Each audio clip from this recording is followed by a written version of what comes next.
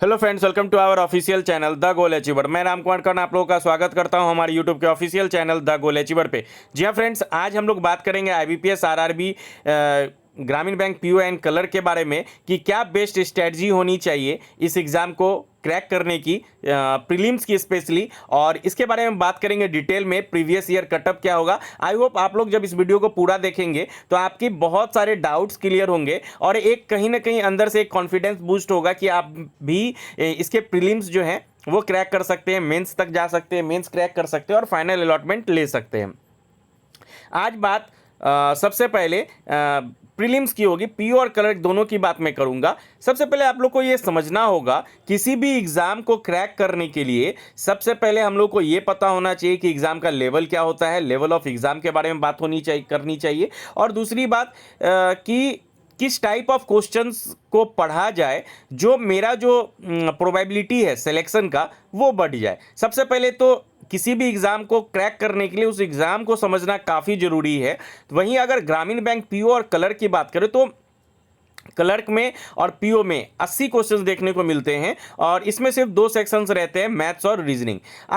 आज जो fully focus हम लोगों का प्रीलिम्स के एग्जाम्स पे रहेगा। कहीं ना कहीं मेरा अपना पर्सनल मानना है कि आईबीपीएस आरआरबी मेन से ज़्यादा जरूरी प्रीलिम्स होता है, क्योंकि यहाँ पे प्रीलिम्स ही बहुत सारे बच्चे क्रैक नहीं कर पाते ड्यू टू हाई कटअप। यहाँ पे कटअप यहाँ पे हाई देखने को मिलती है, स्पेशली क्लर्क में। क्लर्क की अगर मैं बात करूँ तो 80 क्वेश्चंस अगर हैं तो बहुत सारे स्टेट ऐसे भी हैं जहां पे 77 कटअप जाता है, 80 में 75 प्लस जाता है मैक्सिमम ऑफ स्टेट।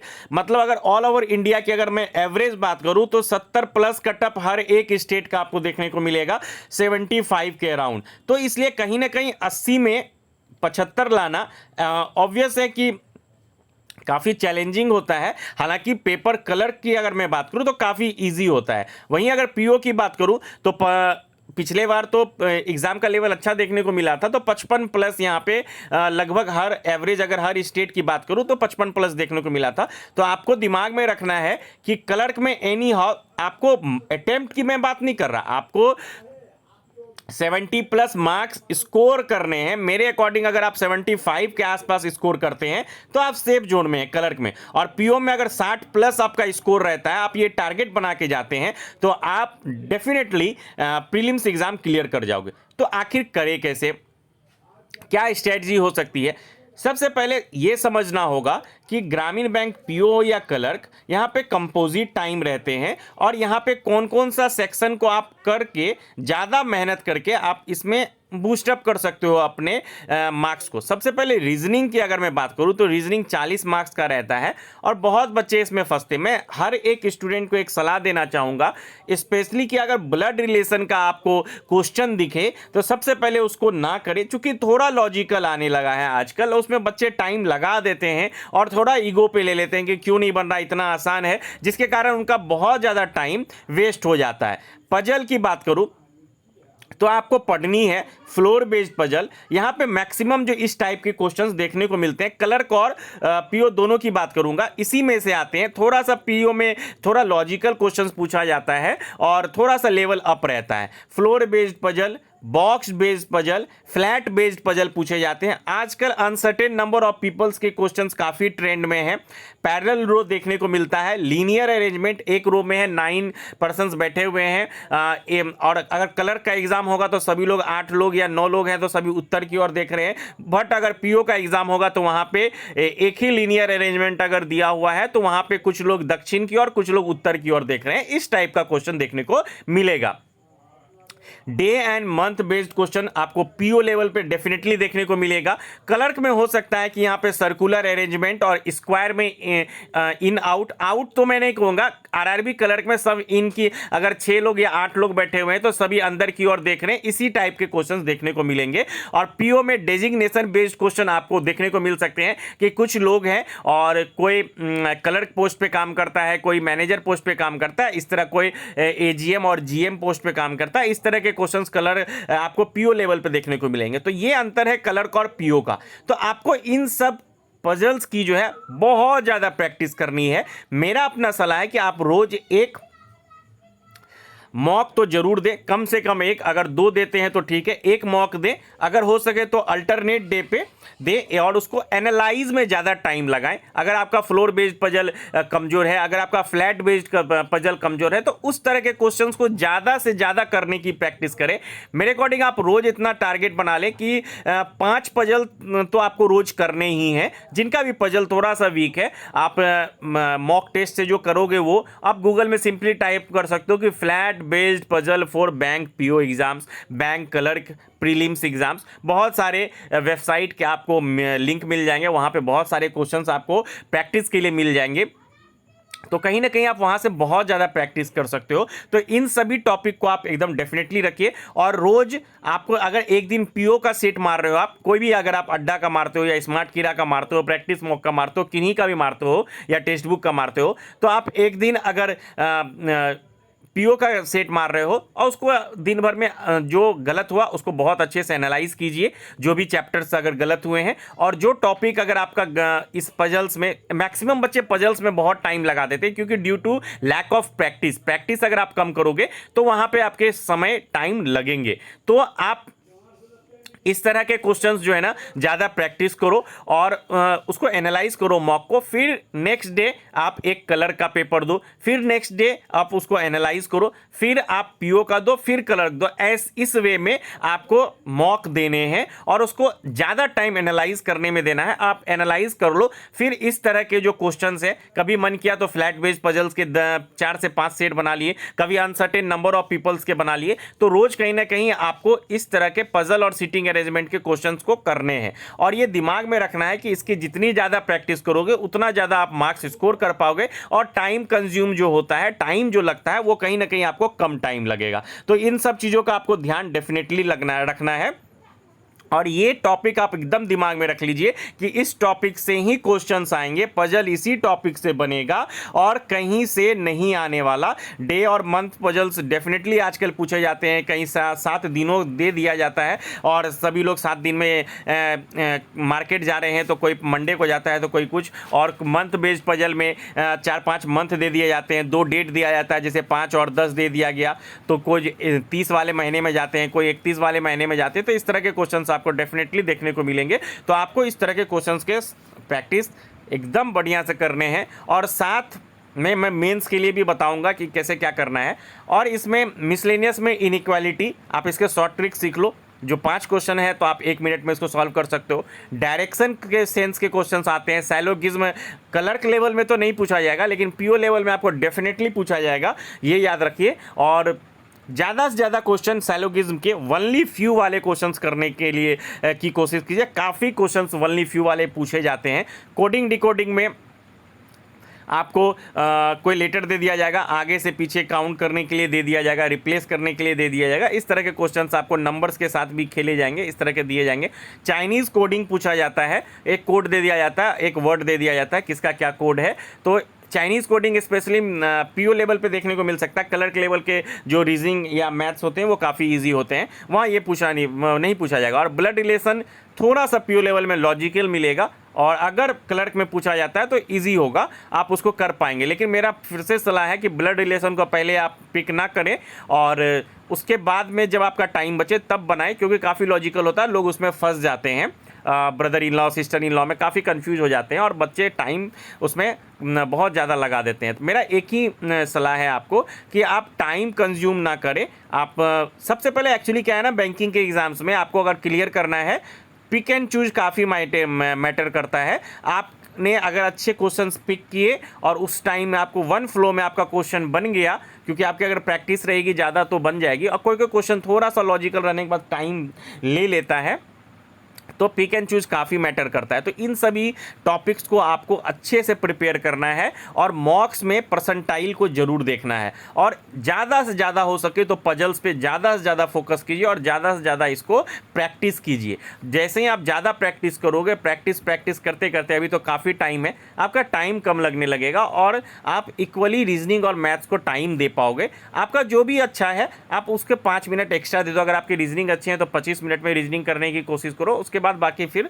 मैथ्स में आप स्विच कर सकते हो। मैथ्स में भी क्या है, क्लर्क में तो 15 लगभग में सिंप्लीफिकेशन देखने को मिलते हैं क्लर्क में, लेकिन आपको पीओ के एग्जाम्स में 15 नहीं मिलेंगे, 4 से 5 मिलेंगे। हो सकता है कभी कभी सिंप्लीफिकेशन ना भी मिले, उसके जगह पे क्वाड्रेटिक इक्वेशन मिल सकता है, ठीक है, लेकिन सिंप्लीफिकेशन रहेंगे, वहाँ पे अप्रोक्सीमेशन रहेगा पीओ के एग्जाम्स में, और क्लर्क में सिंप्लीफिकेशन देखने को मिलेंगे। मतलब आप अगर रोज प्रैक्टिस करते हो सिंप्लीफिकेशन का तो ऐसा सिंप्लीफिकेशन रहेगा कि आप ओरली आप उसको कर पाओगे। सीरीज देखने को मिलेगा, बहुत सारे शिफ्ट में मिसिंग नंबर सीरीज पूछे जाते हैं, बहुत सारे में रॉन्ग नंबर सीरीज पूछे जाते हैं। अगर ये वेरिएशन देखने को मिलेगा तो पीओ के एग्जाम्स में देखने को मिलेगा।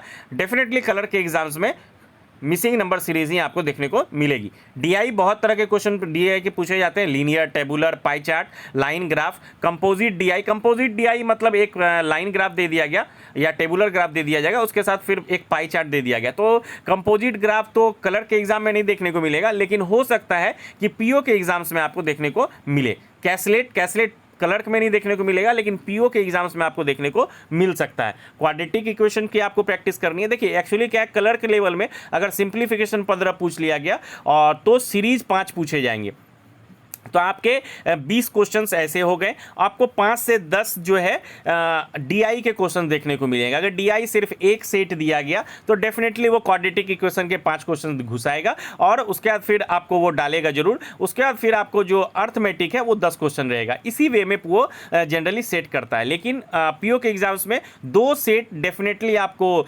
डीआई के मिलेंगे और एक कैसलेट मिलेगा, यानी कि 15 क्वेश्चन। वहाँ पे 5 से 7 सिंप्लीफिकेशन देखने को मिल सकता है, फिर सीरीज मिल सकता है 5 से 7, और फिर उसके बाद फिर अर्थमेटिक के क्वेश्चंस देखने को मिल सकते हैं, या क्वाड्रेटिक हो भी सकता है। तो क्वाड्रेटिक अगर रहेगा तो हो सकता है सिंप्लीफिकेशन की संख्या कम हो। तो ये टॉपिक आपको बहुत ज़्यादा प्रैक्टिस करनी है। प्रैक्टिस कैसे करें, तो सिंप्लीफिकेशन के आशीष अरोड़ा सर के बहुत सारे पीडीएफ अवेलेबल है। उन्होंने अभी हाल में 2000 क्वेश्चन के पीडीएफ दिए हैं, तो वहाँ पर बहुत सारे क्वेश्चन हैं, आप वहाँ से पीडीएफ से कर सकते हो। और आप जो मॉक लगाओगे रोज, तो मॉक से भी प्रैक्टिस हो जाएगी। और कैलकुलेशन को फास्ट करने की कोशिश कीजिए। मैं फास्ट कैलकुलेशन के ट्रिक्स वगैरह भी आप लोग के लिए जल्दी लेके आऊँगा। आप कैलकुलेशन पे दिमाग लगाइए, कैलकुलेशन को फास्ट कीजिए। जितना टाइम सिंप्लीफिकेशन में कम लगेगा उतना ज़्यादा टाइम आप दूसरे सेक्शंस में अर्थमेटिक वगैरह में दे पाओगे। चूँकि अर्थमेटिक में बच्चे फंसते हैं, उनको थोड़ा सा एक डर लगता है, तो कहीं ना कहीं वहाँ पर अगर आपके पास टाइम रहेगा तो आप मैक्सिमम क्वेश्चन को अटैम्प्ट कर पाएंगे। तो सिंप्लीफिकेशन और सीरीज की इतनी प्रैक्टिस कर लीजिए कि वहाँ पर टाइम आपको कम लगे। और डीआई जो है क्लर्क लेवल में काफ़ी इजी आता है। एवरेज रेशियो, एवरेज पूछा जाएगा, रेशियो पूछा जाएगा, परसेंटेज पूछा जाएगा, बस इससे ज़्यादा और कुछ नहीं पूछा जाता। लेकिन पीओ लेवल में एक अच्छे लेवल का आप डीआई एक्सपेक्ट कर सकते हो। वही अगर मैं अर्थमेटिक के बात करूँ तो बच्चे अर्थमेटिक में काफ़ी हाइपर हो जाते हैं। आप हाइपर मत होइए, कुछ टॉपिक्स को आप कीजिए, वो ज़्यादा आपको बेनिफिट मिलेगा। देखिए आप किसी का टाइम एंड वर्क नहीं समझ में आ रहा, आप क्या करो, टाइम एंड वर्क आप अच्छे से पढ़ सकते हो तो पाइप और सिस्टर्न आपके डेफिनेटली हो जाएंगे। मैक्सिमम क्वेश्चंस आप उसके कर पाओगे। आपको एक एवरेज के क्वेश्चंस मिल सकते हैं। एवरेज आप बहुत इजी चैप्टर है, आप उसको रिवाइज करो, आपको 1 मार्क्स फिक्स हो गए। पार्टनरशिप के क्वेश्चन डेफिनेटली पूछे जाते हैं, आप पार्टनरशिप को रिवाइज करो, 2 नंबर आपके यहाँ से हो गए। SICI के क्वेश्चन पूछे जाते हैं, आप इसको अगर प्रैक्टिस कर लेते हो तो 2-3 टाइप का यहाँ पे क्वेश्चंस रहता है, उसी टाइप से आपको घुमा के क्वेश्चन पूछा जाता है। तो यहाँ पे 3 नंबर आपको यहीं हो गए। प्रॉफिट और लॉस से क्वेश्चन पूछे जाते हैं, अगर आप प्रॉफिट लॉस से कर लोगे तो 4 क्वेश्चन हो गए। मिक्सचर बहुत लोगों को समझ में नहीं आता, तो आप छोड़ दो ना मिक्सचर को, अगर आपको नहीं आ रहा तो छोड़ दो। मेंसुरेशन के कर लो, मेंसुरेशन फार्मूला बेस्ड क्वेश्चन पूछे जाते हैं, यहाँ से कर लो तो 6 क्वेश्चन तो यही हो गए। अगर 10 और परसेंटेज इजी चैप्टर आप वहाँ से कर लो तो 7 क्वेश्चन यहाँ हो गए। अगर आप 10 में से 7 क्वेश्चन अर्थमेटिक के सॉल्व कर रहे हो तो क्या दिक्कत है, आपके तो मार्क्स बन ही रहे हैं, चाहे पीओ हो चाहे क्लर्क में। अगर आप टाइम एंड वर्क और पाइप और सिस्टम भी कर ले रहे हो तो वहाँ और आपके प्लस पॉइंट हो जाएंगे। 8 से 9 क्वेश्चन 10 में अगर आप बन रहे हैं तो क्या दिक्कत है। आप सबसे पहले छोटे छोटे टॉपिक उठाओ, एवरेज करो, पार्टनरशिप करो, SICI करो, प्रॉफिट लॉस करो, मेंसुरेशन के फॉर्मूला बेस्ड क्वेश्चन आते हैं तो उनको करो, परसेंटेज करो। फिर उसके बाद topic time and work, pipe and system, mixture, boat and stream, time and distance, boat और स्ट्रीम से भी काफ़ी क्वेश्चन पूछे जाते हैं। तो इस तरह के आप टॉपिक्स को कवर कर सकते हो, रेगुलर उसको क्वेश्चंस को बना सकते हो, तो जिससे आपको बेनिफिट होगा। तो ये एक टॉपिक है, मतलब इन सब चीज़ों को आपको बहुत ज़्यादा मेहनत करनी है, इसको रेगुलर बेसिस पे करना है और मॉक जरूर लगाएं, परसेंटाइल को देखें। और उसके बाद क्या है, इसके साथ साथ आप क्या करो, 2 सोर्स जनरल अवेयरनेस के लिए करो, एक वीडियो कोर्स रख लो और एक पीडीएफ कोर्स रखो। एक वीडियो कोर्स से आप कोई भी जैसे स्टडी IQ की बेस्ट 300 आती है, आप उसको करो, फिर पीडीएफ कोर्स से उसको रिवाइज करो पीडीएफ से। तो 2 सोर्स रहने से क्या होता है, आपको कॉन्फिडेंस बूस्ट होगा। और कोशिश करो कि जैसे मई मंथ का मैंने पीडीएफ निकाला तो उसको 15 से 20 दिन में पीडीएफ को कंप्लीट करने का, और साथ में साथ वीडियो भी देखने का, वीडियो भी आपको देखना है। और देखने से क्या होगा, दोनों कवर होते जाएंगे, कुछ एक्स्ट्रा इन्फॉर्मेशन वीडियोज़ में मिल जाएंगे, कुछ एक्स्ट्रा इन्फॉर्मेशन पीडीएफ मिल जाएंगे। तो आपकी तैयारी अभी से ही मेंस के लिए हो जाएगी। अब मेंस के लिए मैं सेपरेट वीडियो भी डाल दूंगा। और इसके साथ साथ आरआरबीज के एग्जाम है, तो आप कंप्यूटर को भी लेके चलो, कंप्यूटर के भी प्रिपरेशन अभी से स्टार्ट कर दो, ताकि एग्जाम वक्त में कुछ 200 या 300 क्वेश्चंस पढ़ के आप जाने से आपको ज़्यादा बेनिफिट नहीं होगा। इसलिए आप अगर अभी से बेसिक कोई बुक उठा लो, अरिहंत वगैरह के कंप्यूटर अवेयरनेस के आते हैं, तो आपको काफ़ी बेनिफिट होगा। तो अभी आप कम से कम मैथ रीजनिंग के साथ साथ जनरल अवेयरनेस और कंप्यूटर के सेक्शंस तो कर ही सकते हो। और इसमें तो हिंदी भी एक प्लस पॉइंट है कि हिंदी में आपको सेक्शन, जिनका इंग्लिश वीक है तो वो हिंदी में स्विच कर सकते हो, और हिंदी के भी प्रैक्टिस अगर करते हो अच्छे से, तो वहाँ पे 25 प्लस आप तो स्कोर कर सकते हो। हालांकि हिंदी अच्छे लेवल का पूछा जाता है, तो वहाँ पे आप उतना स्कोर एक्सपेक्ट कर सकते हो। अगर हिंदी का आप रेगुलर रीडिंग करोगे, रेगुलर प्रैक्टिस करोगे, तो वहाँ पे आप प्लस पॉइंट आपका होगा। उसके बाद मेरे अकॉर्डिंग आपको एक सजेशन होगा कि आप सेक्शनल जो मेमोरी बेस्ड पेपर आता है मेंस लेवल के, जो भी 2019 के होंगे, 2020 के, 21, 22 बहुत सारे एग्जाम्स के होंगे, उन एग्जाम्स के पेपर को लगाएं। अगर आपको लगाने तो नहीं, अगर आपको लग रहा है कि नहीं मेरे स्कोर नहीं आएंगे, तो सबमिट करके उनको सॉल्व कीजिए, देखिए कितना टाइम लगता है। लेकिन आपको मेंस लेवल साथ में वीक में कम से कम 2 दिन आपको मेंस लेवल की पजल्स, मेंस लेवल के सेट्स को एनालाइज करना, बनाना जरूरी है, ताकि मेंस का एग्ज़ाम जब आए तो आप प्रिपेयर रहो काफ़ी हद तक। और फिर आपको कुछ एक्स्ट्रा उन 15 दिन में सिर्फ उसको आप निखारो, आपका जो प्रिपरेशन है बस उसको पॉलिश करने की आवश्यकता पड़े, जो भी प्रीलिम्स के रिजल्ट के बाद जो 15 दिन का समय बचता है। तो ये एक बेस्ट स्ट्रैटेजी था मेरे अकॉर्डिंग। हर लोगों की स्ट्रैटेजी अलग होती है। आप इन सभी टॉपिक पे ज़्यादा ध्यान दीजिए और रोज़ कम से कम एक मॉक लगाइए। और मेरा एक सजेशन है कि जब भी आपका एग्ज़ाम हो तो एग्ज़ाम से एक दिन पहले तो कम से कम कोई मॉक मत लगाइए, लाइव टेस्ट वगैरह दीजिए। फ्री वाला टेस्ट जो होता है, हर एक वेबसाइट का फ्री टेस्ट जरूर दीजिए, चाहे वो ऑलिव बोर्ड हो, पहला टेस्ट वो फ्री रखते हैं, ऑलिव बोर्ड हो, अड्डा हो, प्रैक्टिस मोक हो, स्मार्ट किरा हो, सभी के। तो आपको डिफरेंट टाइप्स ऑफ क्वेश्चंस और डिफरेंट टाइप्स का जो माइंड सेट है कि कैसे एग्जामिनर क्वेश्चन सेट करता है, वो आप कहीं ना कहीं पहचान पाओगे, आपको ये चीज़ पता कर पाएगा, चल पाएगा। तो इसलिए डिफरेंट मॉक्स को भी आप लगाइए। और डेफिनेटली अगर आप इन सभी टॉपिक को रोज़ करते हैं और रोज़ अपने मॉक देते हैं, अल्टरनेट डे पे एक दिन पीओ का, फिर एक दिन कलर का, फिर एक दिन पीओ का, फिर एक दिन कलर का, आपको काफ़ी बेनिफिट होगा। और जो भी टॉपिक्स में आपकी गलतियां होती हैं उन टॉपिक्स को पकड़िए, फिर उनको आप प्रैक्टिस कीजिए। आपको डेफिनेटली बोल रहा हूँ, आपको बहुत अच्छा मार्क्स आएगा और आप बहुत पॉजिटिव वाइब्स के साथ आप एग्ज़ाम्स में हॉल में जाओगे और पॉजिटिव वाइब के साथ एग्ज़ाम दे के निकलोगे। और आपको कंफर्म बता रहा हूं कि आपके प्रीलिम्स क्रैक होंगे और आप मेंस के लिए भी प्लस पॉइंट रहेगा अगर आप जनरल अवेयरनेस और कंप्यूटर साथ में करते रहोगे। और मेमोरी बेस्ड जो भी पेपर है प्रीवियस ईयर का, चाहे कोई भी एग्ज़ाम हो, चाहे पीओ क्लर्क, आईबीपीएस पीओ हो, आईबीपीएस क्लर्क हो, आरआरबीज़ के हों, 3-4 साल के तो 5-6 सेट आरआरबीज़ पीओ के, आरआरबीज़ क्लर्क के 6 सेट बन जाएंगे, तो 12 सेट तो ऐसे ही हो गए। सेक्शनल फुल मॉक टेस्ट आप इसको बनाइए ज़रूर, वीक में कम से कम 2 दिन मेंस के भी सेट बनाइए, आपको काफ़ी बेनिफिट्स होगा। तो आई होप आपके सारे डाउट्स क्लियर होंगे। मेरे अकॉर्डिंग आप इसको फॉलो करोगे तो आपको बहुत अच्छा रिजल्ट मिलेगा। आपके कोई भी डाउट हो तो जरूर कमेंट कीजिएगा। Thank for watching, keep watching our videos.